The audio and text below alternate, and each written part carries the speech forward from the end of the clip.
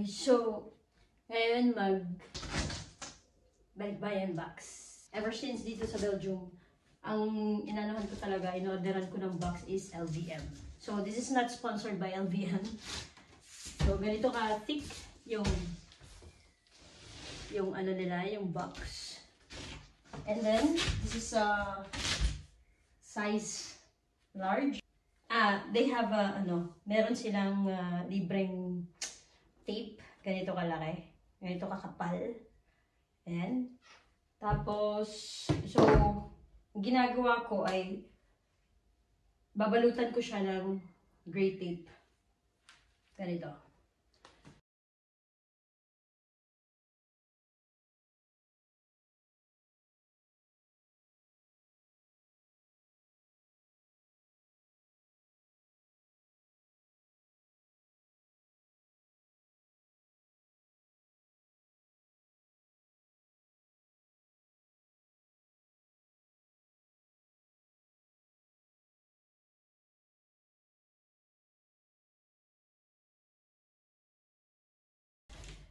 So,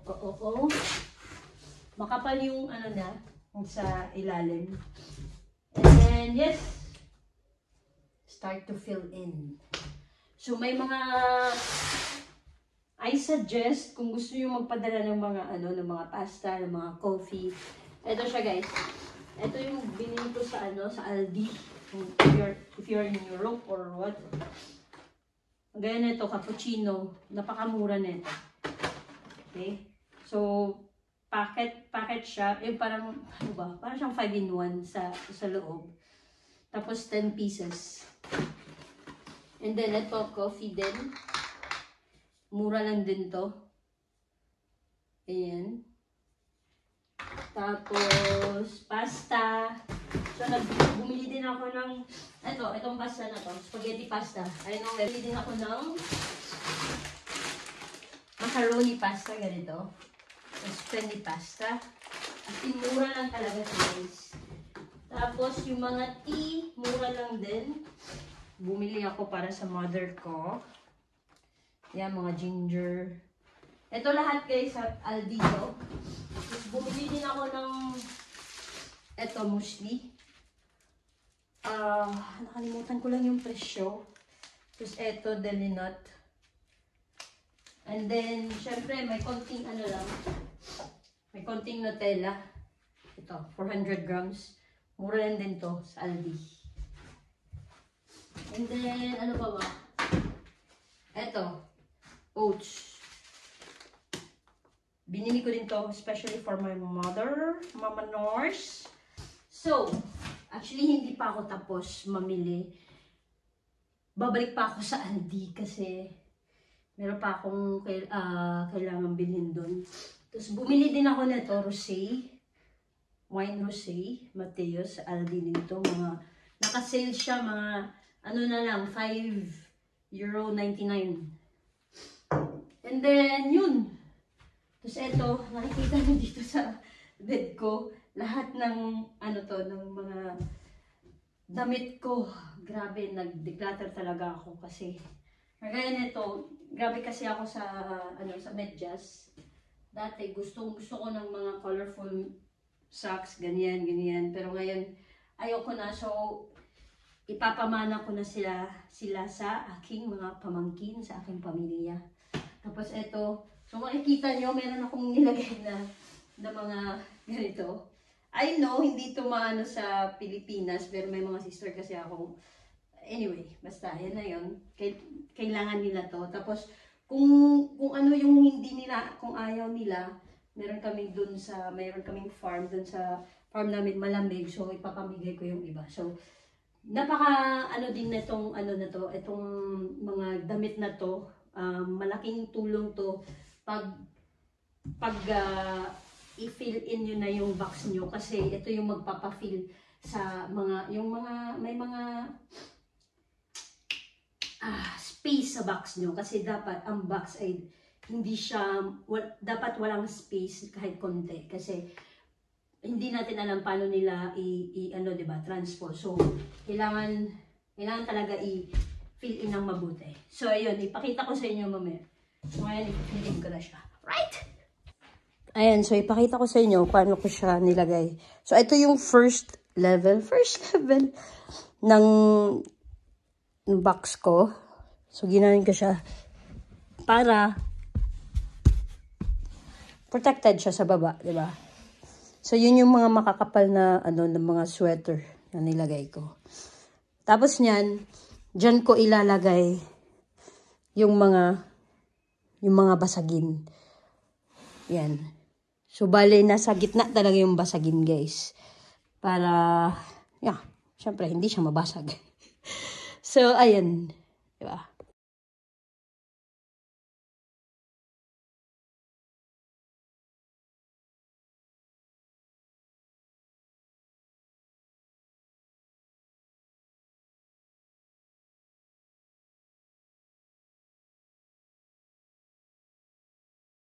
So, ito na yung next level.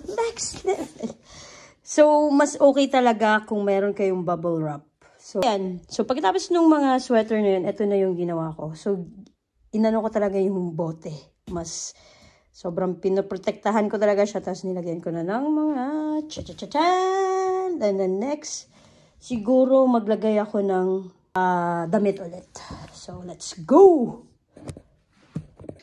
So, nga pala guys, kung ganituhin nyo lang yung paglagay, pwede naman, pero nilalagyan ko yung parang hindi sila mag-bump, ganun. Every side talaga, nilalagyan ko ng karton. So, ayan. Para, hindi siya masyadong pero okay na yan, basta at least may konting protection. Right.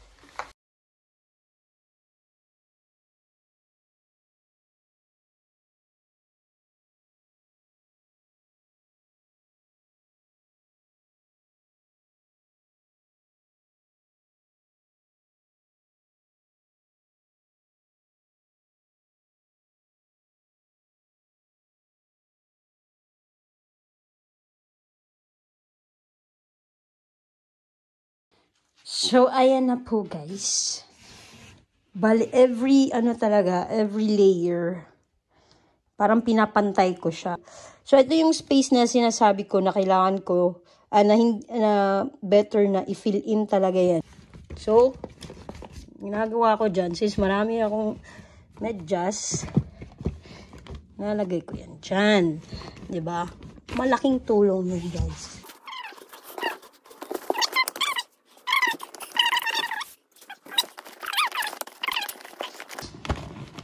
So, expected talaga yan. Yung mga karton na yan, matutupi talaga yan. Pero at least, hindi siya masira yung sa loob. Tapos, yung mga ganito, guys, yung mga ganito, yan, may mga cover. Be sure na tinitape nyo kasi let's continue. Kasi madami-dami pa yung ilalagay ko. So, meron din pala akong nakita sa IKEA. Yung mga ganito, magkano lang to? Mura lang to. So, pamunas nila sa, Tapos yung mga shot glass. Yan. Ito, yung bowl na to. Ano lang to? 50 cents. Euro. So, ang mura. So, binilan ko na yung mama ko neto. So, ayan pa oh. May mga sweater pa. Isang bag. Grabe, ang dami. Okay, let's go.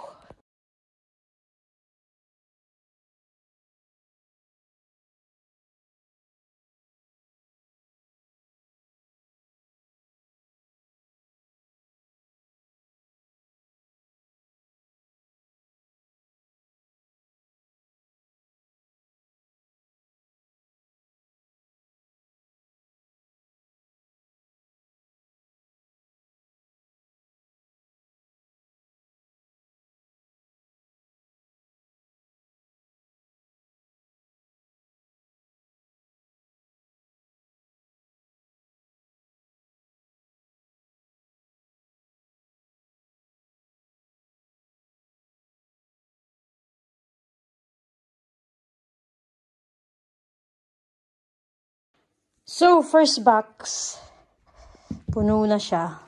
So, nilagyan ko lang ng ganito. So, dapat talaga guys,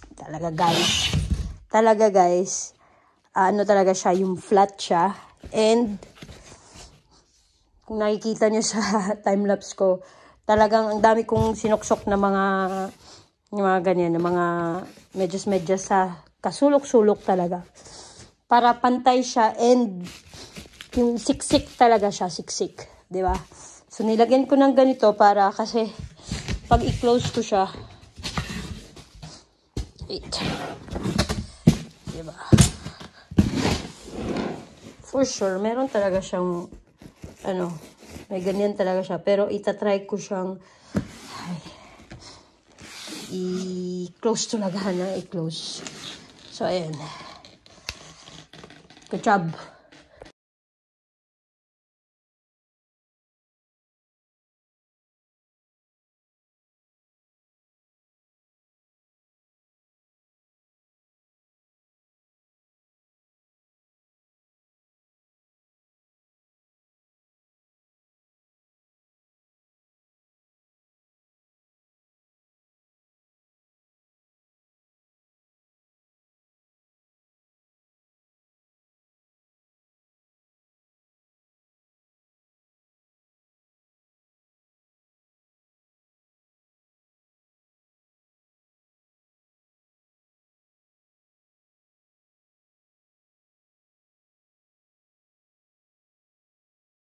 So, ayun na nga.